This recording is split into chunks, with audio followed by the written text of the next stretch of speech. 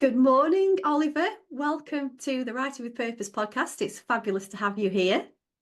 Thank you very much. It's a pleasure. Great. So, Oliver, you are a journaling coach and you're also the founder of Unleash Your Ink and the Men Who Write community, which we'll hear more about in a moment. But first, I am delighted to have you join me today because we met at the inaugural, I can never say that word properly, I can't inaugural. either. Never use it. Thank you. Barcelona Journaling Festival in November 2024, which you were a co-host. You co-organised the entire thing. And I have to say, it was an incredible experience. You had so many guest speakers, so many like-minded people there, so many beautiful souls in the room. And I was on a massive downer for about 2 weeks after I got back at home. So I'm very much looking forward to the one that's going to happen this year, the second one.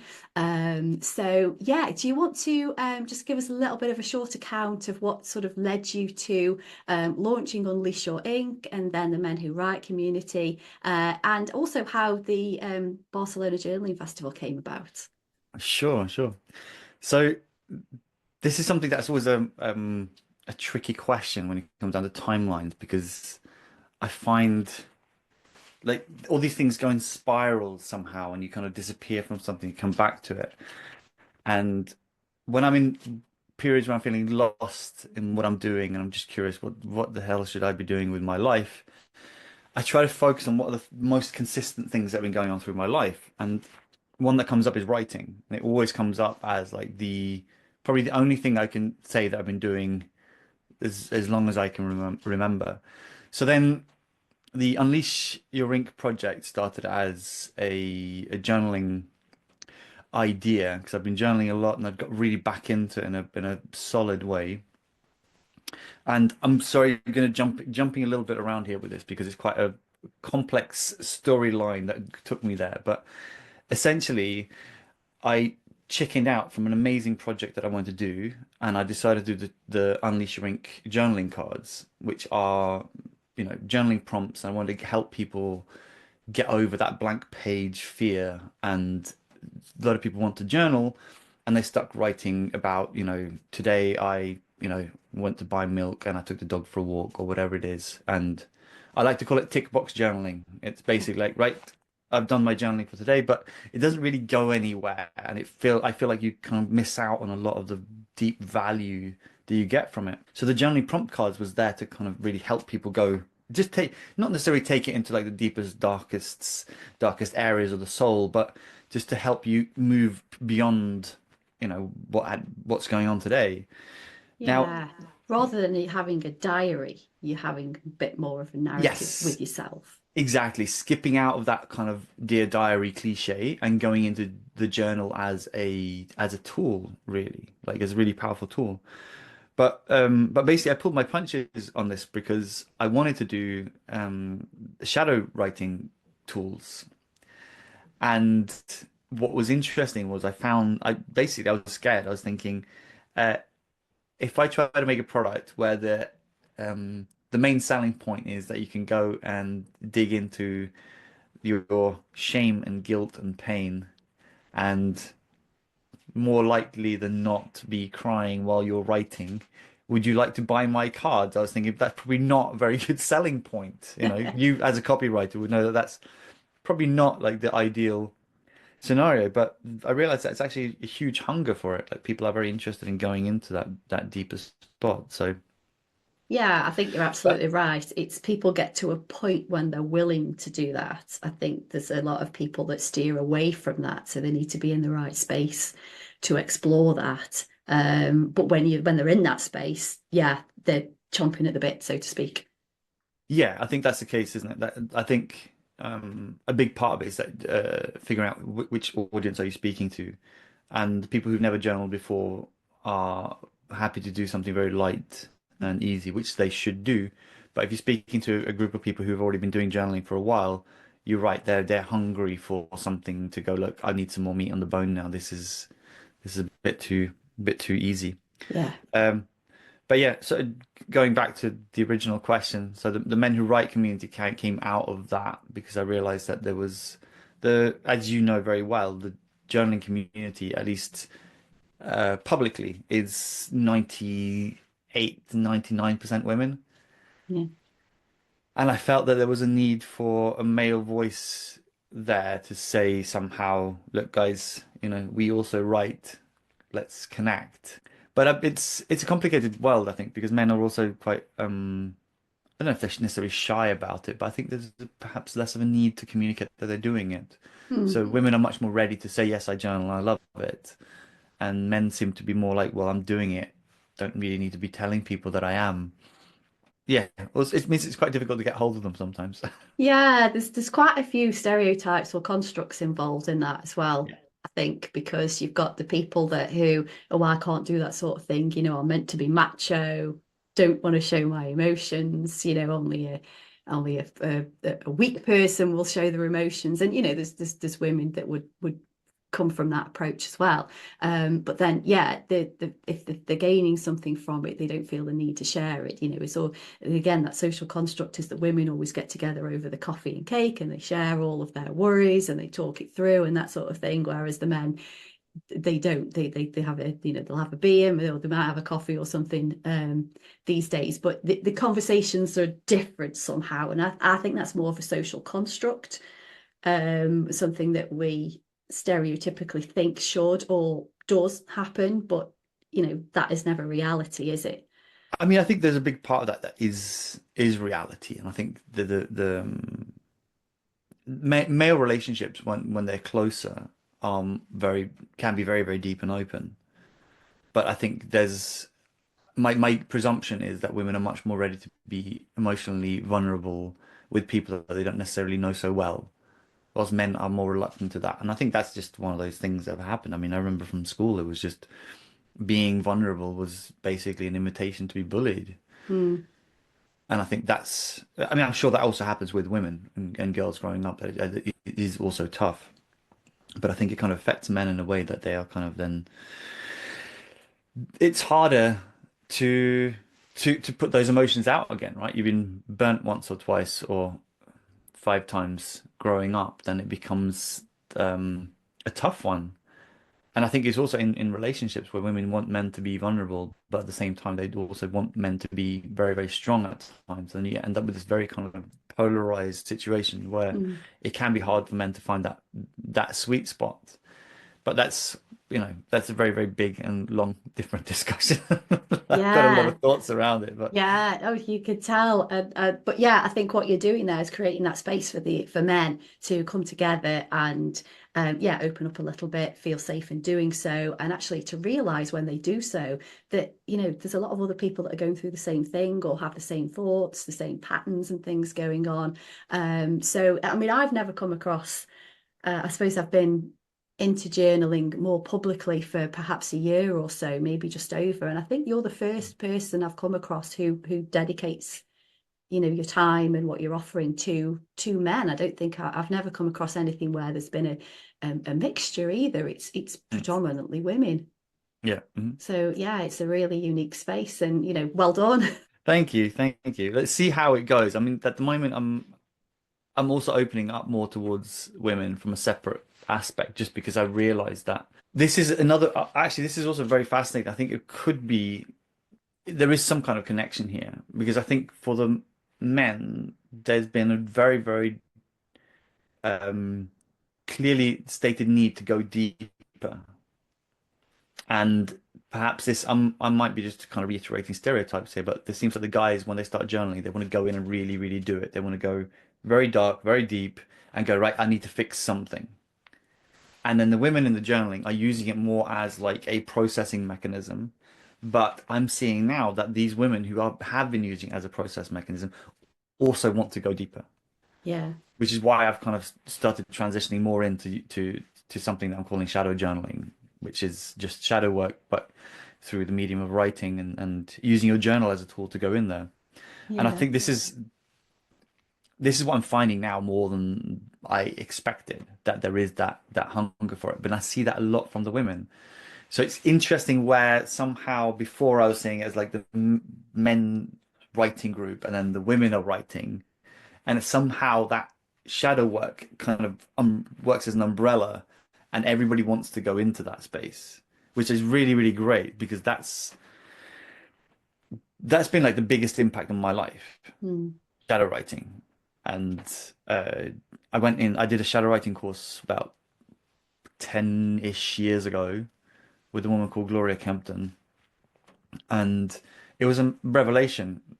Like it was, I went in there from a fiction writing perspective where the idea was you cannot write a character, you cannot write a fictional character that has an emotional depth that's deeper than your own. Yeah. But you can write one that has a shallower emotional register than your own. So for me, there was this desire to write about that that sense of despair that I had when I was growing up in my 20s and 30s and sense like I'm feeling this deep sense of existential angst. How would I put that on paper? And this shadow writing course was somehow like one thing I wanted to use to get there. And I came out of that with probably the cheapest therapy I've been through in my life. And it was amazing. It was an absolute yeah, it was a revelation. Just having the opportunity to write into that darkness and look at it. And like I said, I didn't connect that to a journaling process until much, much later. It was still something that I was doing, but it was my process. And then now it just, yeah, it's just all clicking into place, which is great.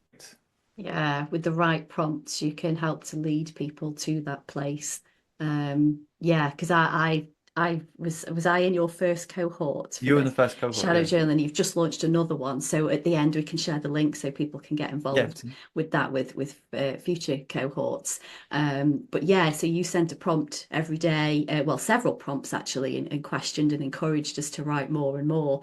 And it's interesting what what you see in other people that you don't like or get triggered in some way. And we all have this.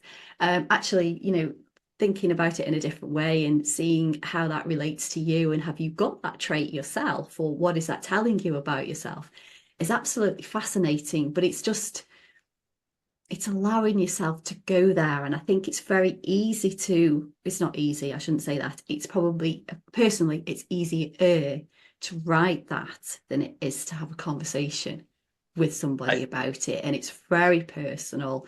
And you said there it was probably the cheapest therapy you've ever had. It's a great place, I think, for people that perhaps would benefit from therapy to try that sort of technique and see what they get out of it because it is insightful. It can change it's lives. incredible. Mm, I mean, it does, mm, for sure. But I think you talked about like whether it's easier to write about it than to actually have that conversation. And I think this is what's incredibly fascinating about the whole process of going into the shadow. Essentially, like the shadow contains so much of the stuff that we've rejected of ourselves, both positive and negative, through societal expectations, family expectations, our own experience of growing up, where people say this is bad, this is good, and then that kind of like defines what goes in there. Now, the process of observing it is not something that should happen in public. It is a private experience because just like we don't necessarily want to be, drying our linen in public, kind of airing it out, like it doesn't have to be in public. So much of this should be private. It is a personal experience. It's me meeting myself in the most intimate of moments and mm, being willing to look at the experiences that I've had in my life and how they've impacted me and how that shapes my behavior with other people. But that initial process is extremely private. I find that somehow has to be on your own. And mm, then the learning afterwards, that's the public. That's the bit where you go, this person has this trait, and I really, really hate that. And it makes me so angry. And then, like you said, you look at that in yourself and go like, oh my God, that's because I'm also that arrogant asshole sometimes, or whatever it is. And then suddenly you meet that person with empathy and go like, yeah, I see that what you're doing is what I do sometimes. And then yeah. you come in with a meeting of empathy for yourself as well and for the other person. And that's where I think the shadow work becomes public.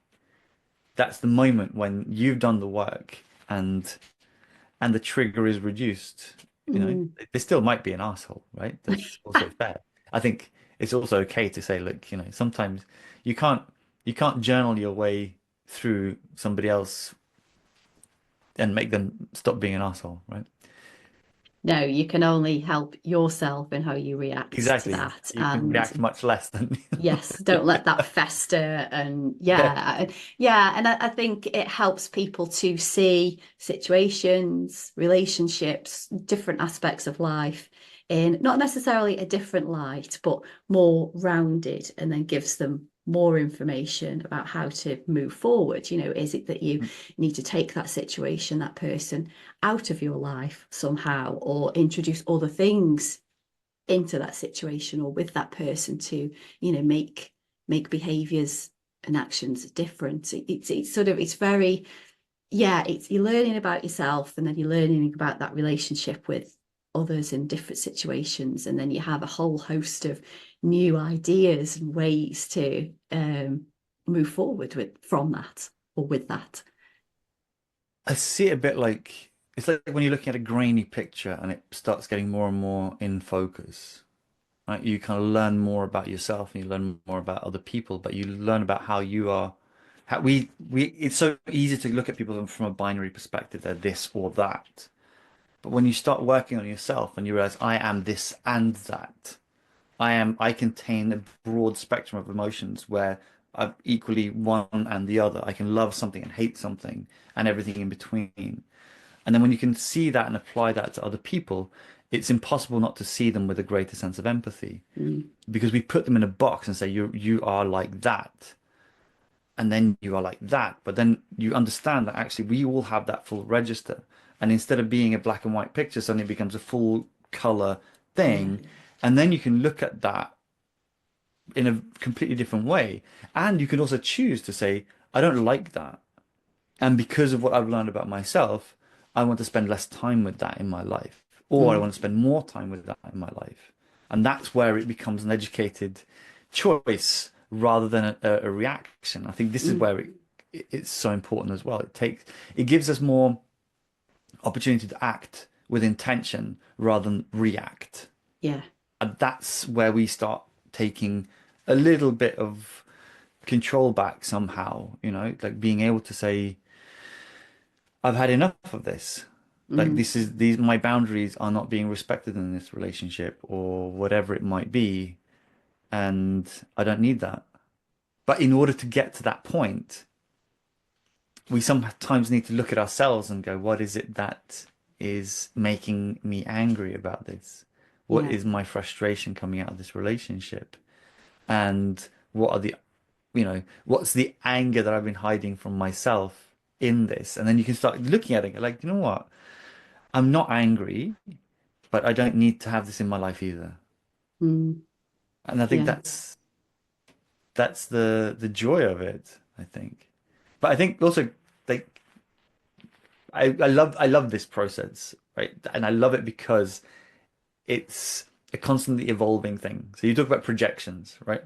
Now, projections are essentially you put onto another person something inside you and you read it from them, right? It means it's in them, but it's also in you. Mm, Now, what happens is that when you work on that trigger, you change, which means that the next time you meet that person or somebody else, that you is projecting something else. yeah. So you've dealt with the trigger in the previous situation, but the next time you're coming into that, you're projecting something else. So that means that it can feel like a never-ending process. And it can feel like, oh my God, this person is still triggering me. But this person could be triggering you for something else now Mm, because you are putting something else out. mm, Like I'm sure this is something that people have experienced without necessarily thinking about it, where um, you've dealt with something and you're okay with the situation, but then when you're meeting that same person, because you're not frustrated about whatever that issue is, the other person starts going, but hang on, we used to have a battle here. You're not fighting me now. What's going on? And then yeah. suddenly there's a different conflict that turns up and it Mm, becomes a different level of frustration. I think this is where it starts, you realize that the curiosity of self is the driver. And I love this afterwards. I hate it when I'm in it, but afterwards there's this sense of curiosity, like, what the hell just happened there? How Yeah. could I still get stuck in this mess? Yeah. You start with the self and then other things come back at you because you've changed. Um, yeah, a thought came into my head when you were talking then, and it's gone again now. When we did I'm not sure if it was in your WhatsApp group or when we had the end of the shadow journaling call. Did Mm. somebody say something about the difference between curiosity and wonder? Did that come from your group or was that something else? Yeah, I think somebody was, That somebody played in mentioned. my mind for a long time and it gave me a little three-step process. Because I've always been curious about things, but I think, that's a childlike trait that we lose a little bit in adulthood because of, things that we feel as though we should or shouldn't do.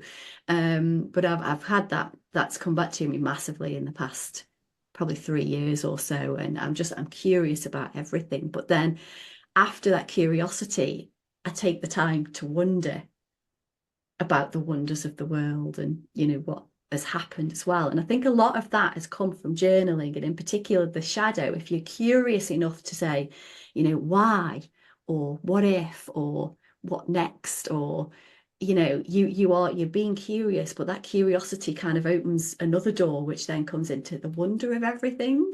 I don't know if I've just gone a little bit philosophical there, or if that made any kind of sense to you. No, no, completely, completely. I think for me, I think the sense of wonder is this. I don't know. I guess I connected with like an idea of awe, just being like, Mm. wow, this, and that's definitely something I know that I've lost. Can easily find myself very, very blasé about things like, oh God, yes, I've seen more. I've seen bigger waterfalls. I've seen bigger trees and bigger rivers, and I think that's definitely something that is a practice. Um, but for me, the curiosity is the driver. Even when Mm. I'm not doing any particular journaling techniques or any particular kind of intention other than exploration. Like my morning routine, my morning journaling is very often just how do I feel now? But then I'll question that. Mm. So do I really feel like that? What's behind that? I think that's where it starts. You can start finding things out, right? Mm. So I'm feeling tired today, right? Okay, you can either accept that you're feeling tired, or you can go, am I tired because I went on a 10K run yesterday, or am I tired because I didn't have a chance to emotionally express myself and I'm exhausted or feeling trapped in my being? Am I tired because I'm depressed? Mm. Am I just tired because, somebody started, drilling the walls at 3 o'clock in the morning, right? Like there's so many things. And then, but accepting I'm tired as like at face value, You there's don't just too learn much. There's too anything. much. No, exactly. You don't learn Mm. anything. Mm. There's no opportunity to have a lesson learned, or over time with journaling, you start to spot trends as well. So, being tired constantly could be, something that you need to pay attention to more from a well-being point of view, from a health point of view. There's lots of variables, but I think you would never spot those unless you asked that question, you got curious about Yeah, that. yeah, absolutely. Yeah. And Yeah. then you can see that reason because obviously if you are tired a lot, but you've got a 1 year old, then that's normal, Yeah. right? But if you're tired a lot and you don't, and yeah, just figuring that out. And I think this is where, yeah, this is the part for me that is perhaps that what brings it back. That's the wonder of journaling, right? That Mm. it's you have the opportunity to dig into it. Yeah. It's a fascinating thing.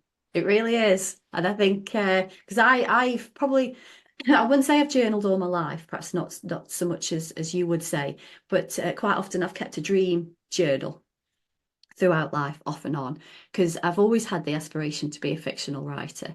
Um, and I always thought, well, you dream some wacky stuff, so I'm going to get some decent storylines if I make a note of my journal, sorry, my dreams.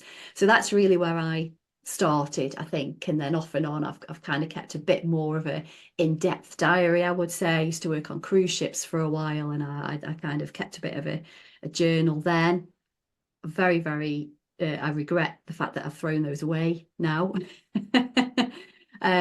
But yeah, it sort of gratitude journaling got me back into, or got me into more of a habit of journaling, I would say. The simplicity of being grateful for things and Mm, appreciating, the smaller things, the finer things, the things that don't necessarily have a monetary value to them. And then I sort mm, of built my practice from there. And it's only really when you do the deeper stuff, when you really go into that the reflection part of, what does that mean, that I think you really start to gain the benefits of it as a practice, and how it can be quite life changing.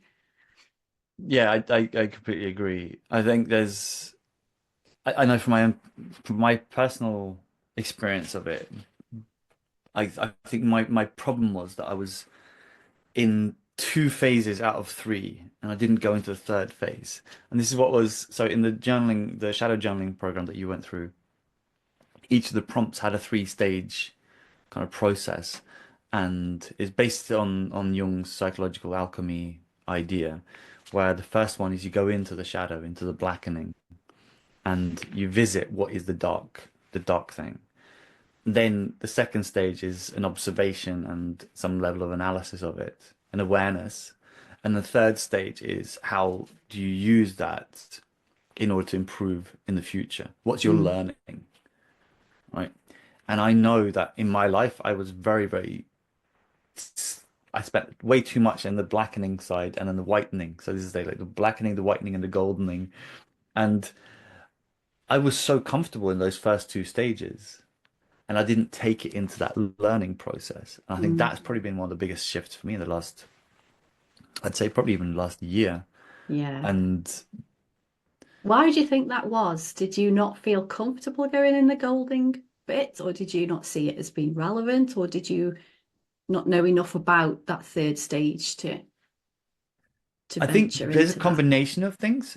Like I didn't have the tools to take it into that next stage. I didn't have um, that awareness, but this big part of it was that I've been living with depression on and off since I was a child, and that was what was comfortable. That's what I knew. So it was easier for me to be in a state of depression and then observing it and then going back into depression and observing it than it was to really take a conscious effort to get out.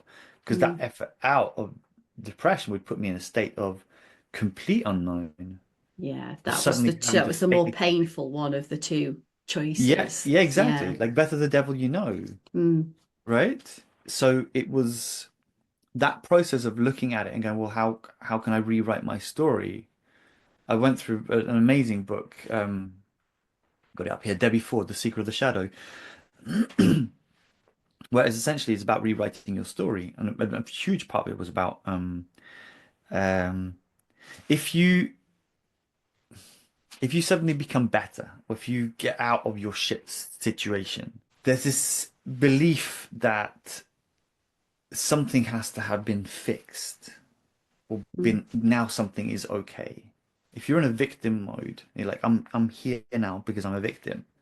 And if I'm not going to be a victim anymore, it means that somebody has to have just been let off the hook. And that is a state of going, well, who do I need to let off the hook? mm, Who, because you cannot get beyond that without having that acceptance. So it's about forgiveness, it's about looking at what is that thing or idea or person that keeps me at this level. And that was a process that I went through last summer. And it was pretty intense, a lot of very, very heavy journaling.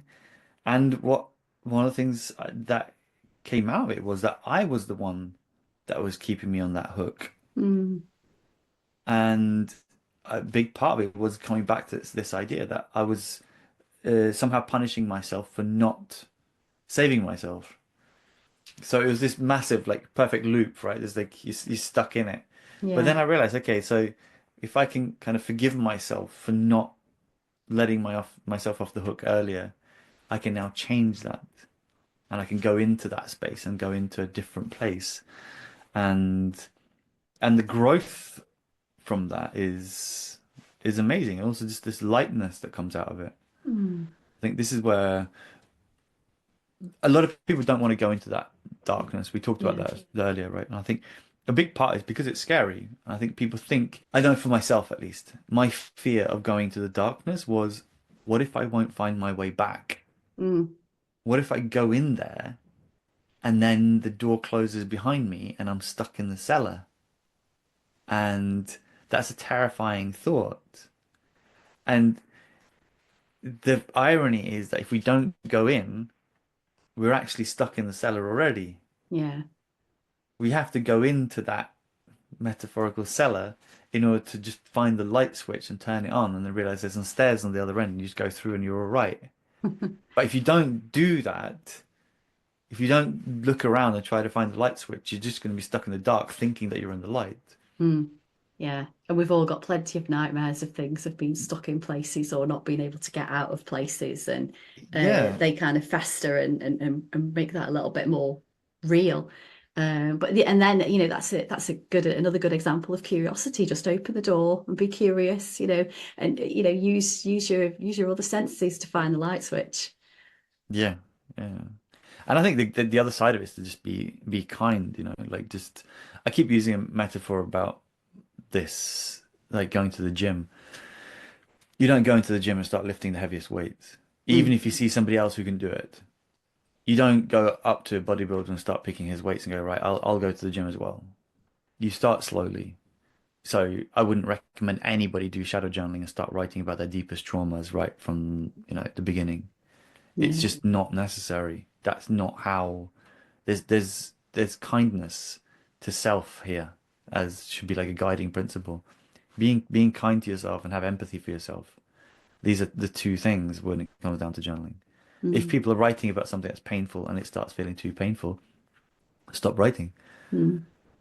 Just let go.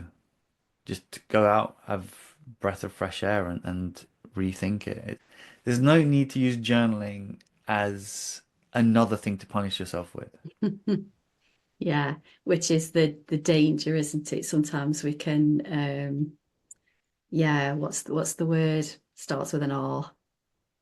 Can't think But what it ruminate over. ruminate, yeah. Yeah, the bad stuff, so to speak. And sometimes that is because, like you described there with the state of depression, sometimes that's where you feel most comfortable, being in that ruminating loop almost. And it gives you comfort. And there was one point where I think maybe I got into that a little bit when I was journaling. There was I parted from my uh, a relationship that was 13 years, and then when I was in a new relationship, there was a few things that triggered me, and I wrote about those, like you mentioned, heavy journaling.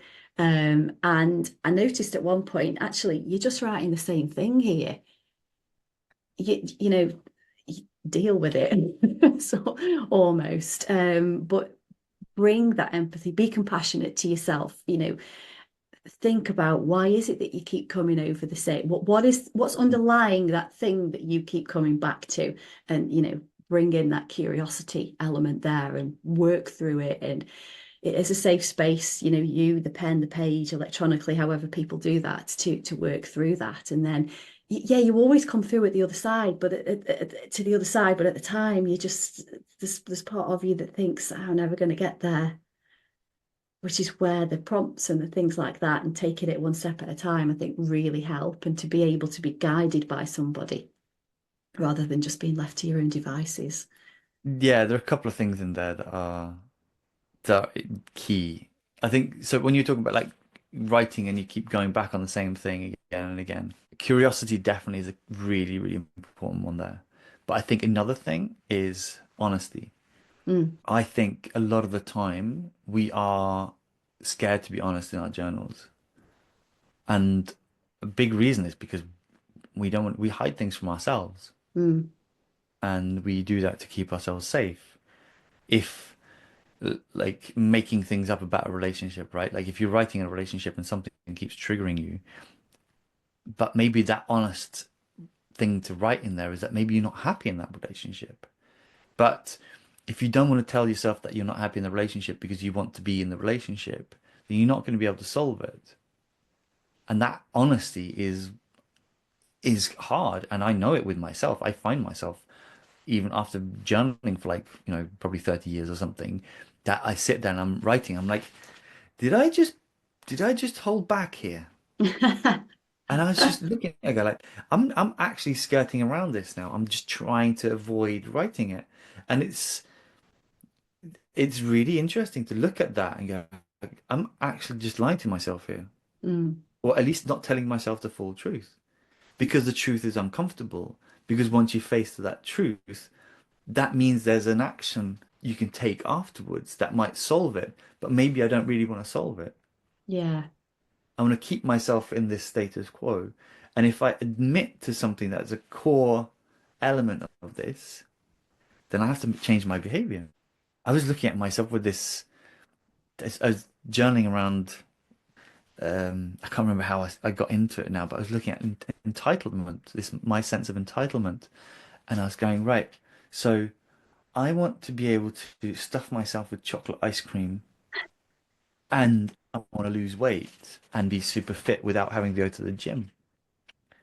Like, I have to have that honesty on that very basic thing to go, if I honestly want to be fit and honestly want to feel better, then I have to also be willing to admit that I'm behaving like an idiot if I'm stuffing myself with chocolate ice cream at midnight watching shit on TV.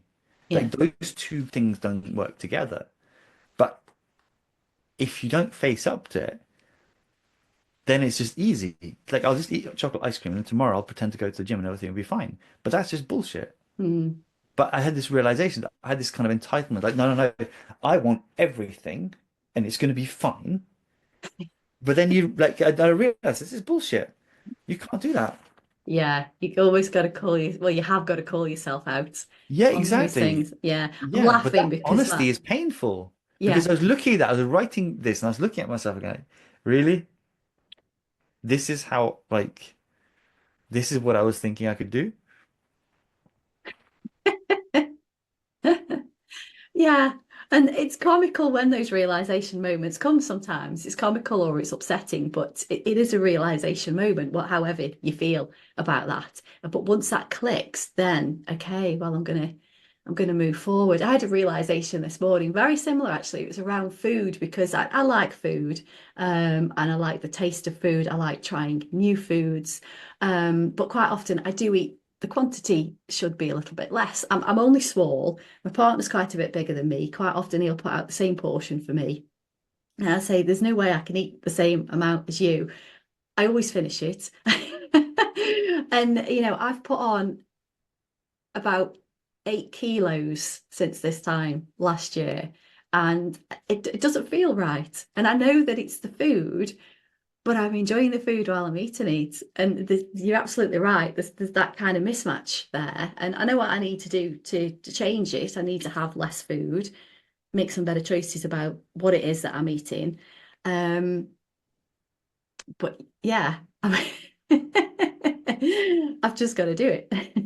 Got to Yeah, but change the my first behavior. thing, but the first step is always awareness. Mm, mm, Like you cannot change something that you're not aware of. yeah, And I think this is the real joy of this is that through that curiosity and honesty, you have an opportunity to become aware of something, and then you have an opportunity to make a decision. Go like, right, okay, is this what I want to do? And if not, then you figure out the motivation.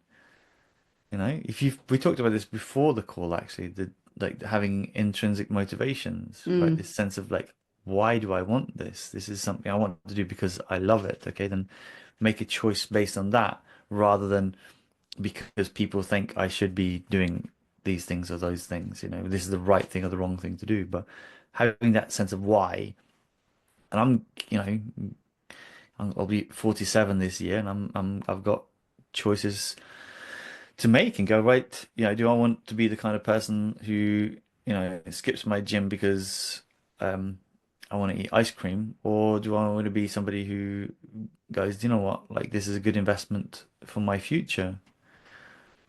And I definitely that ability to explore it on paper is what makes a difference for me because you talked about rumination earlier, and I think so. Rumination specifically is often a symptom of depression, but there's this other kind of like mind spinning that doesn't necessarily have to be kind of so negative. But I find that if I don't write things down and have that mental process around it, it becomes an internalized voice.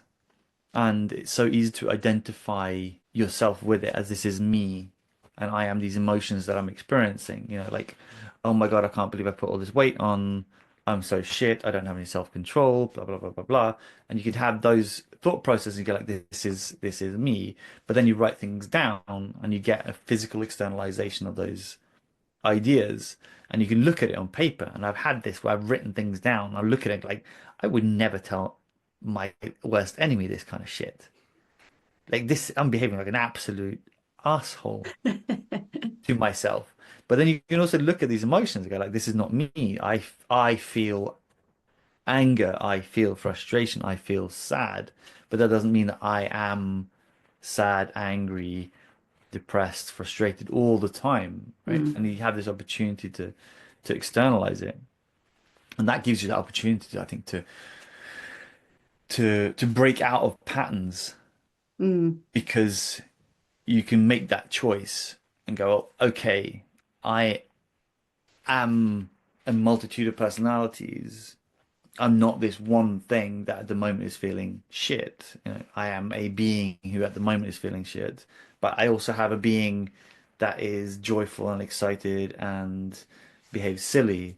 And I have this very serious, organized personality inside me as well. And then you're trying to figure out which one works best at the right time and try to make sure they don't come up at the wrong time. yeah. And this again is like this process through writing and being aware of it. Kind of go, okay, what are these different things inside me? I'm jumping a lot now. Sorry, it's like this No, going down the it's rabbit hole now. If I hope it makes sense. makes complete sense. Have you ever come across Ulrich Neisser or Nisser? No. So he's a German psychologist, or was, I think, and he's got these sort of five senses of self. It's something that I came across at university because there's a module called the writing for the self, and it helps to exactly what you've just said there, identify the sort of different parts of yourself. And he refers to how we are with other people. So you've got those connections, how we are with nature, the ecological side of things. And yeah, it's fascinating because I think if you can write in that way and you can have a look at what you've written and think, okay, well, which part of me or what is playing out in that situation, who's got the loudest voice almost in this particular situation, and work through things that way. It's fascinating because I think you could be in the same room with somebody and one person might say something and another person might say exactly the same thing, but you have a completely different reaction to each of them because of Well, yeah. I mean, something that's just going like on. one of those people is your dad, and the other one is your best friend, then suddenly, like everything just completely changes, right? Like it's just like that. Everything that message is taken on a completely different context. Mm, mm, But I think that's I was reading Nathaniel Brandon a while back. It's amazing. Nathaniel Brandon is genius on I'm work around writing it down. self-esteem. And there's one part where he's talking about multiple personalities or these sub-personalities that we have. And there's one question that he asked. He was in a situation where he was giving therapy, couples therapy, and he asked the couple that he was talking to, what age do you need to be in order to solve this problem? And what age do you feel that you are right now? Ooh. And I just love this process in the sense that I know in myself that sometimes, especially looking back, not in the middle of it, but looking back at a tense conversation or an argument, that sometimes my reactions are more kind of corresponding to an 8-year-old Yeah, or a 16-year-old than a 46-year-old, right? And yeah, I see that afterwards. I don't always see it in the moment, but if you can ask that question and be aware of it, go like, right, I'm behaving like a shitty teenager now, but the age in which I can solve this problem is, let's say, 35, then obviously I cannot, in my current state, emotional state, solve this. So I need to either pull out of this conversation until I can calm down and get back to a mature enough mental and emotional state, or I need to do that right now and then continue the conversation. Mm. But it was just really interesting, this sub-personalities, because we then also have that inner child. I mean, Jesus, I know that I have these moments where I'm just feeling absolutely petulant little child and want to throw my toys out of the pram and like, but I wanted this. And it's like, Yeah. yeah, but like, you're 46. You didn't get it. You like, and then, but being aware of that is amazing. This is where that joy comes in, I think, just because you can either laugh at it or you can cry, Mm. but it doesn't change the state of affairs. We all carry around these multiple personalities, sub personalities. So you can either go, well, that's funny. I behaved like a 6-year-old there, didn't I? That wasn't very helpful. And then you Move. can move on. You can move on. Yeah. It's funny you should say that because yeah, I there was something that really frustrated me the other. In fact, it was the same thing that frustrated me that I wrote on the first day of the shadow journaling. It's the same thing. And my attitude afterwards, my behavior afterwards, should I say, was yeah, it was that 6-year-old. But what I am aware of is how quickly I realize that now. Yeah. And it might take me some time to get back up to that 35-year-old or whatever it is that we say, but it's a lot quicker than it ever used to be. And that is through the work that I've done with myself, that self-awareness, the awareness of me, and the awareness of the others in the world. And yeah, without that awareness, my behavior would have continued for hours, a couple of days. I think that's exactly it. And I think this is where um having the right kind of expectations in place as well. So when you do the work, it has a tremendous impact on your life, but it doesn't mean that it all disappears. What it means is that the impact is massively reduced. Mm, Like there's nothing anybody can do in therapy or in journaling or in psychoanalysis that will stop you from being human. And being human is living in a world of chaos and lack of control, which means that there's so many influences around you that just that you can't change it. Like, and somebody who you have a perfectly nice relationship one moment can come into a confrontation carrying a ton of shit that they've suddenly experienced, and that's out of control. By building up the awareness, like you said, you can quicker come back to a sense of normality and not go into that space and get stuck there. You're like, okay, now I see what's happening now. I went there. I'm going to come back out of there. yeah. But thinking that you'll never go there again, I think that's the only way to do that is to pussy out and become a monk and disappear. I think that's it. I Mm, think I think that's a cop out. mm, Being a spiritual human being without contact of non-spiritual beings around you, that's just taking the easy road. mm. Isolating yourself and hanging out with other people who are going to be like non-confrontational for the Yeah, rest of your he's life. almost That's perfect souls. yeah, exactly. Yeah, yeah, I completely agree with you there. I think it's always a work in progress. The work will be less the more that you do. But yeah, you never sort of completely let go of some of these behaviors, some of these traits, some of these triggers. But you get over it so much quicker and you find other ways to deal with it, better ways to deal with it. And I think you just become a much more happier, well-rounded being. I agree. And I think if you manage to get rid of all of it, then it'd be terribly dull, wouldn't it? Yeah. It would. You do need things to shake you up a little bit. I when I'm in a shit mood, I find it very curious looking at other people because I notice how much other people when I see other people when they are more frustrated, when I'm frustrated myself, I look at it and just find the whole thing quite amusing. It is quite amusing, like this idea that we're upset about something that is completely meaningless, Mm, completely meaningless, but it kind of we managed to escalate it into something that dominates our day. yeah. Like just today, I saw this old man who was pissed off with me and my dog out on a walk because my dog was pissing on something, and he was just grumbling and kind of half shouting something on the way back. And I was just thinking, I do that. And I just looked at him like, Oh, when I'm you in mean the shit shouting? mood, not the shouting part, not the shouting part, but like I noticed myself that sometimes when I'm feeling annoyed and frustrated, I will find other things that will make me more annoyed and frustrated. Mm, And I just saw this pattern with him, and I was thinking, why do you do that? And then it's like, well, why do I do that? And it becomes yeah, quite a, yeah, it's a bit of a, it's, yeah, yeah. It's just, yeah, it's kind of things being mirrored back to you. yeah, exactly. But then Yeah, that awareness around it just turns it into a bit more fun. Sometimes. yeah, yeah. Sometimes But it's also just really bloody annoying.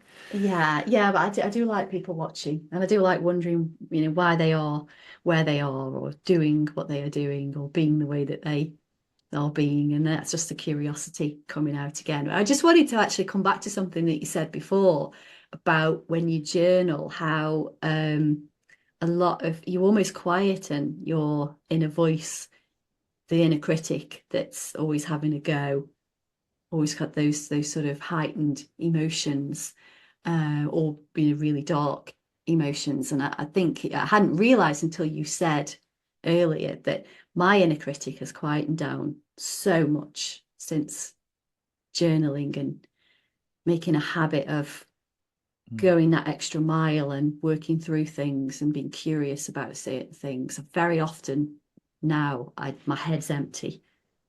I Mm. don't mean that I'm out with the fairies or whatever, but I'm not having a go at myself, for the smallest thing. Yeah, that's interesting, isn't it? I think there's a big part of that is empathy. Mm, But you can start seeing, yeah, having a lot of empathy for yourself. I think that's a huge, huge part. Empathy for others is obviously important, but it's easier to have empathy for others than it is to have empathy for yourself mm, sometimes. yeah. But silencing that inner critic is something that also takes time. And I think for a lot of people, especially when they're starting out journaling, that's a very, very big problem. Because for a lot of people, when they start journaling, it's the first time they've written by hand since they were at school. Mm, And at school, anything that was written had to be submitted and it was judged. And it was judged and critiqued based on penmanship, on grammar, on sentence structure, general style, content, everything was judged. So then when you're coming back into a journaling situation and you're going to be writing about yourself, it can be tough. I think this mm, is and this is what I'm always telling people who are starting out. Write fast and write free, and yeah. remember that nobody's ever going to read this unless you give them permission. But that's practice. That's just completely about facing it. And again, not expecting that suddenly you're going to be writing deep, introspective prose on day one. Day Yeah. one, it's probably going to be, God, this is shit. I don't like writing. Yeah, and your hand starts to ache because you've not Yeah, written, exactly. written for so Yeah, long. yeah. Yeah, it is. It's a process. It's a learning curve of one of many ways. Um, we're still on the first question. No, I think we've covered quite a lot as we've gone through sort of journaling techniques. And what if I could ask you, Oliver, because you live in Barcelona now, Hmm. uh, which is a fascinating, fabulous city. Um, does nature play a role in your life in any way? Yes, yes. Okay. I mean, I'm here because of the beach. Mm, So I need I didn't realize exactly what it was that I needed with the sea, but I think I've come to understand that it's got to do more with the horizon than anything else. okay. And this opportunity to let your eyes just rest somewhere far away. And I think if you live in a city, that's something that's quite hard to come by. Mm. And yeah, but there's also this random thing about the sea that I like knowing where I'm at. So I feel like it's kind of like my geographical version of my back to the wall. Like these, Okay. I've got this sense, like this idea of being inland. I'm not gonna say it terrifies me, but it's this sense of like, but I don't know, anything could be anywhere, right? Mm. But at least when I'm by the sea, I'm like, okay, got like half my world is pretty clear, and then I can deal with the other half. Everything's in front of me, I can deal with that. Yeah. Um, but I'm also extremely lucky to have an opportunity to go into the mountains. So I've got a house, a small house in a tiny village with views to the Pyrenees, which Nice. is also spectacular. Just being able to jump between having mountain views and the sea. Mm. Yeah. So yes, Uh, it does. I think it's especially when in the house, just going for a walk in the forest, and the loudest thing is the wind in the trees. mm.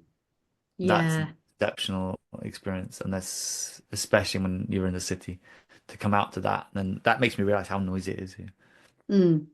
Mm. And it's Yeah, but I think metaphorically there's quite a few things going on there. Having that boundary between the land and the sea,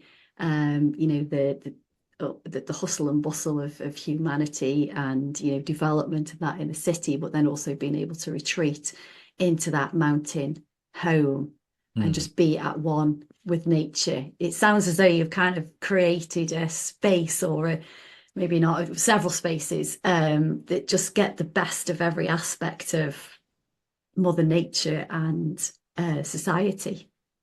Yeah, definitely. I think that's. I mean, it took me. I was doing a lot of research around cities where to live, and in the end, if I want to live in Europe, Barcelona seemed to me to be the best place, just because of the mountains and the sea. So there was definitely a deliberate choice around nature. If it hadn't been a nature choice, I would definitely have lived in a different city. Mm. Do you find that if you're sitting on the beach or maybe you're in a cafe and you're looking out to sea, or if you've gone on a walk or you've got your mountain views, do you write differently or what comes from you? Is that different to when you're in the city? That's interesting. I'm gonna have to explore that. What I have noticed is that my need for meditation reduces when I'm in the house. Mm. That I don't feel that need to make a deliberate effort to calm down. It's just Yeah. naturally there. How that Yeah. affects my writing, I'm not sure. I will, that's something for me to explore for To get sure. curious about. Yeah, exactly. Yeah, it could be an energetic thing. So when you're in the city, you've got less to kind of connect you to sort of earth energy, if you like. Whereas when you're in the mountains, it's all around you and you've got less interruptions, maybe. Maybe there's kind of something Yeah, but this is there. also about people though, right? You got different reflections of what energies are people coming out with, right? Mm, Which is also a great source of writing. yeah, inspiration. Yeah. Yeah. So I'm not sure. I think it's all a matter of what you're trying to achieve. Yeah, I think I might explore that a little bit now. I was interested in your thoughts because when I go outside, I'm very, from a personal point of view, I write well when I'm next to trees, when I'm in the thick of a forest, more so than if I'm, just sitting here at the desk or in a coffee shop. But creatively, yeah, I'm going to have to do a bit of experimenting. I would say creatively, perhaps a coffee shop setting or having the view of something more than just nature. Perhaps I don't want to say inspires me more because I It think, inspires differently though. That's the thing. yeah, yeah, it's finding out what each of those settings inspires, I think. Yeah, and then choosing which place do I need to be in for which part of the work. Mm, mm, I know, for example, if I'm sitting in a cafe, then I can write quite fine in a setting like that. It's a completely different thing. But then from my in my office and on the computer, then I'm much more in an analytical process, like, right, let's get things done. Yeah. And I find it harder to sit and write. Say if I'm writing emails like for newsletters and things like that, I find that harder to do, I think, just sitting in the office on the computer. But again, I'm gonna have to be a bit more deliberate about that process and see where. That's another experiment for Yeah. you. Yeah. So before I ask you sort of what's next for you and to share a little bit more about the next cohort and the festival, can we just come back to when you said you about 10 years ago you took the shadow course because you wanted to write a book. Is that something that's still a future project for you? Yes. So doing shadow work and shadow journaling puts me in a place where there's certain things that make me more aware than others. So resistance for me is something that is a very clear guideline that is like when I feel resistance to something, it means I need to explore that. So for me, there's a couple of books that I need to deal with.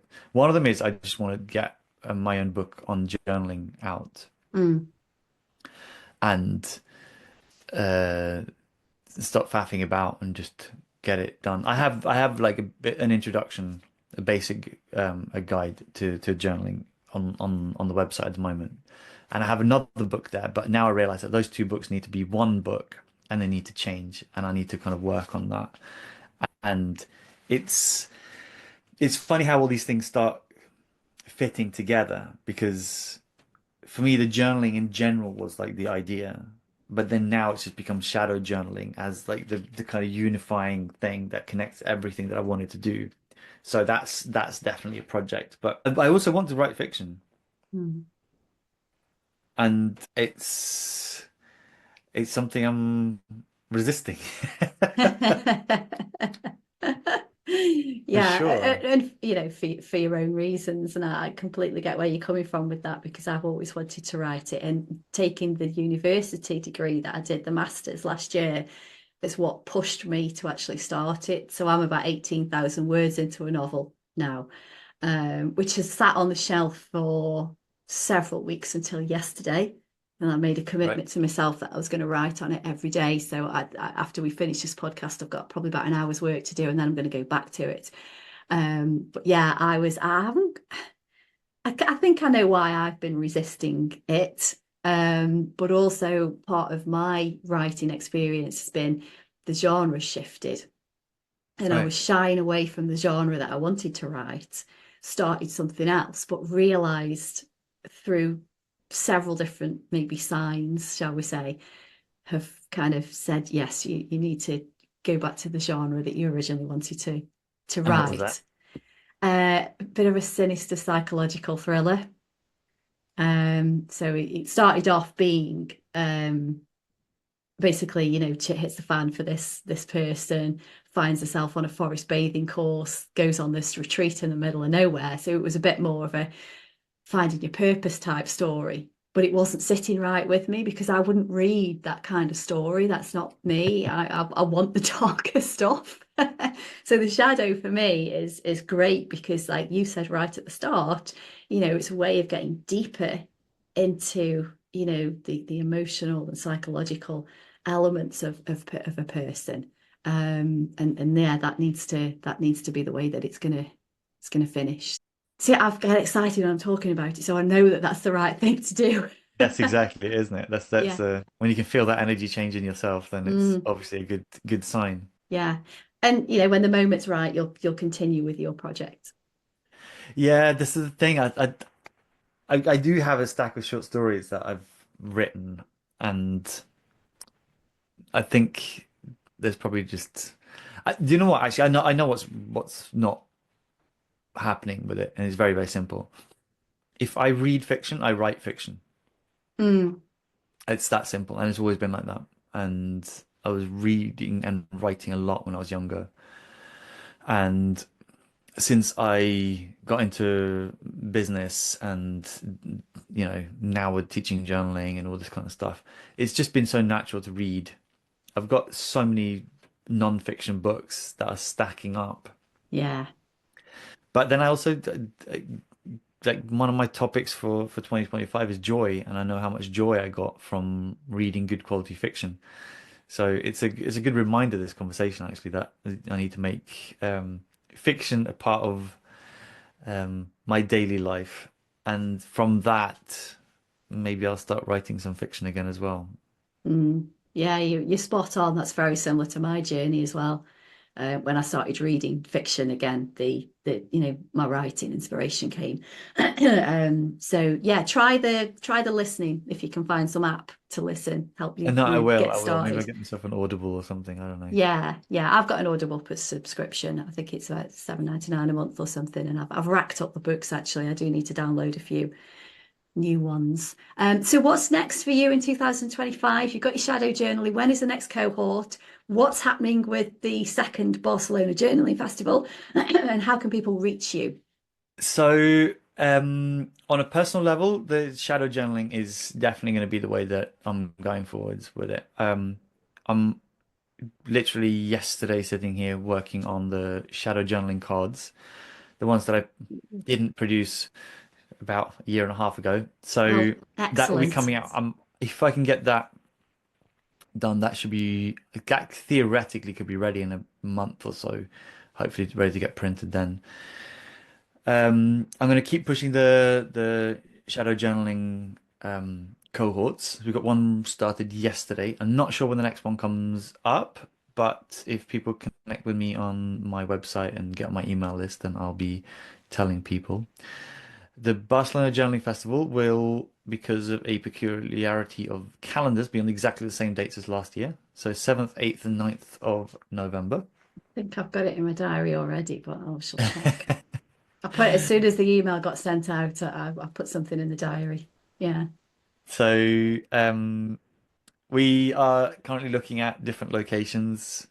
The venue that we were at last time could perhaps be a little bit too small next year, but we're not sure yet. Hmm. So, but we got so many amazing spaces to choose from here in Barcelona. So right now we're basically looking at what options are, how many speakers do we want. The event will be bigger than last year. Um, Not entirely sure how many speakers, but it's to put it like this, we're excited. Mm. And it's something amazing to be in January and look forward to November because I Yeah. don't usually have You that. don't want to wish the year away, do you? But No, no, no. But yeah. like it's nice to know that, it's we're doing something amazing, and that um the first one happened organically and so much better than we could have expected. Mm. I think what was interesting is that people didn't know what they needed or what they wanted, and we didn't know either. But just by chance, what we created seemed to be what people wanted and needed. Yeah. So having that space of like building a community, people connecting around stuff that they probably don't talk to so many people around them about, bringing in people that were just, yeah, I mean, exceptional speakers. You got Jackie and Emily on your podcast as well. So Mm. yeah, just been. You said you had a 2 week downer. I was on like a 1 month high. I think it's just because I had an extra day after the Sunday. Yeah. And my partner came over with me as well, so he just Mhm. he explored him on his own when I was at the Mhm. festival, and then we met up again at night, and just the whole thing just worked really well for me from that learning point of view, for spending quality time with him as well. He enjoyed space on his own because he doesn't often get time on his own. He's either at work, he's with me, or he's with his daughter. So yeah, just whole thing just worked really well. And when I got home, it was just like, oh, I want to go back. And yeah, so I met some amazing people as well, and some of the exercises that we did with the speakers, the break off sessions that we had, and then also the panel speakers, and that it just the whole thing was so enlightening and fresh. And yeah, it was great because I kind of went from um two purposes really, one for me to learn, and then one for me to sort of see what other people were doing who were Mhm. already practicing this and, you know, sharing stuff with people, because that was kind of what I wanted to do. And I thought, wow, there's so many approaches. Yeah. And, you know, just I mean, I'm kind of along similar lines with Jackie. I love the trees and the outside, and I want to do something where it's not great in England all the time, but to be able to take people outside to do the journaling experiences, is really to make something from that. But yeah, just the whole thing. I can't wait till November. But I don't want to, like I say, I don't want to wish the year away. No, it's great. It's great to have something to look forward to. I think that's the amazing part. Mm, And now that we've already done it once, I mean, I can't say that I'm not scared. I'm also bloody terrified because there's also like tons of things that we're not sure about yet. yeah, But it's we've got 1 year more experience and it worked out pretty well. So it is exciting. It is exciting. So yeah, that coupled with, yeah, like I said, the stuff that I'm doing as well, it's going to be an exciting year. It is an yeah. exciting year.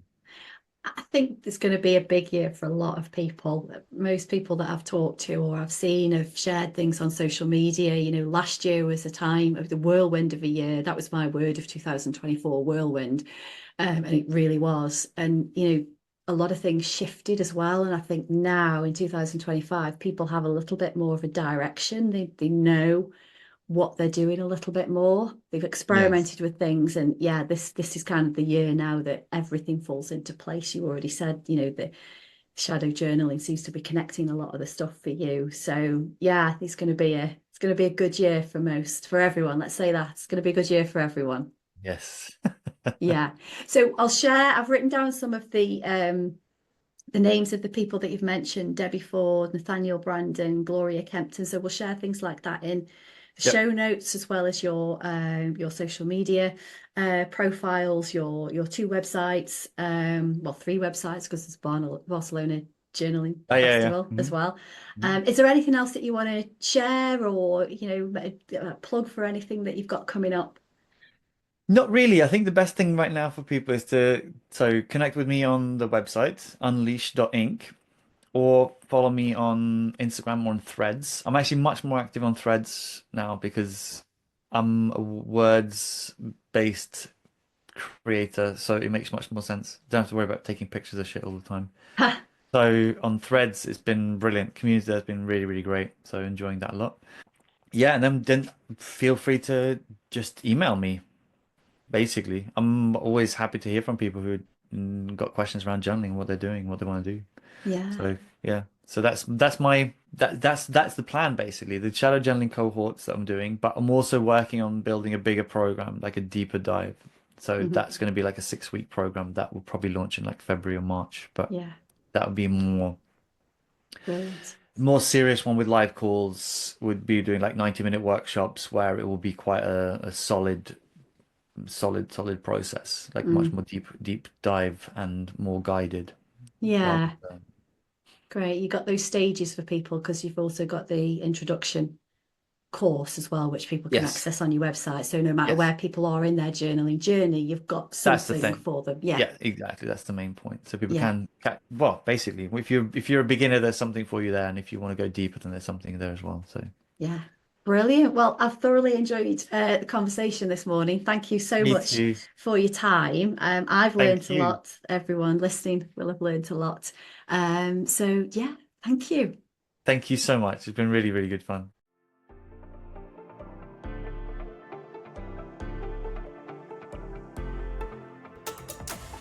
Thank you for listening to today's Writing with Purpose podcast. Having conversations with fellow writers or adventure enthusiasts brings two of my biggest loves in life together: writing and nature connection. I've been a copywriter and content creator for 23 years, but my passion is writing for well-being, and I'm on a mission to share the benefits that putting pen to paper has for personal wellness with as many people as possible.